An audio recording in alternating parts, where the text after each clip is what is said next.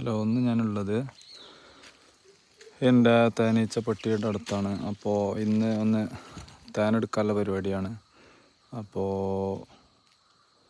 തേനിതാ പുക അടിക്കുകയാണ്.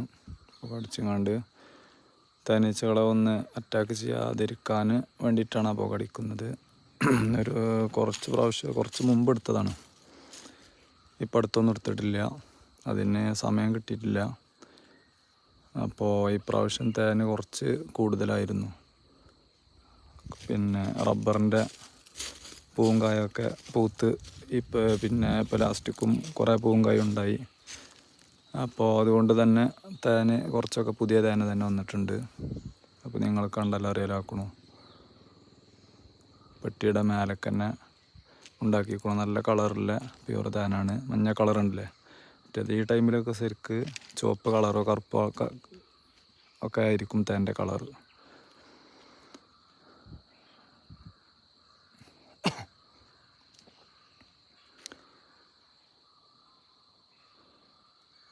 അപ്പോൾ ആ ഉള്ളത് മെഷീനിലിട്ട് കറക്കാൻ പറ്റില്ല. അതുകൊണ്ട് തന്നെ അത് വെട്ടിങ്ങാണ്ട് പാത്രത്തിലേക്ക് ഇടുകയാണ്. ഈ രൂപത്തിൽ ഇടുക. റീപ്പുറമയാണെങ്കിൽ നമുക്ക് തേനെടുത്തുങ്ങാണ്ട് വീണ്ടും അതിലേക്ക് പെട്ടിയിലേക്ക് തന്നെ വെച്ച് കൊടുക്കുക. ഇങ്ങനെ ഉണ്ടാക്കിയത് കൊണ്ട് തന്നെ ഒന്നും ചെയ്യാൻ കഴിയില്ല. അപ്പോൾ അതുകൊണ്ടാണ് അങ്ങനെ വെട്ടിയത്.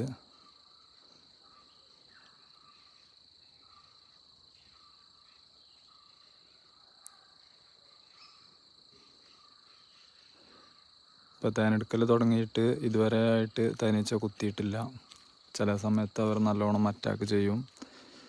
അപ്പോൾ അവർക്ക് വേദനിച്ചാൽ അവർ കുത്തും, അത്രയേ ഉള്ളൂ അതിൽ. പിന്നെ റാണിശല്യമുണ്ടെങ്കിൽ അതുപോലെ തന്നെ നല്ലോണം അവരാക്രമിക്കും.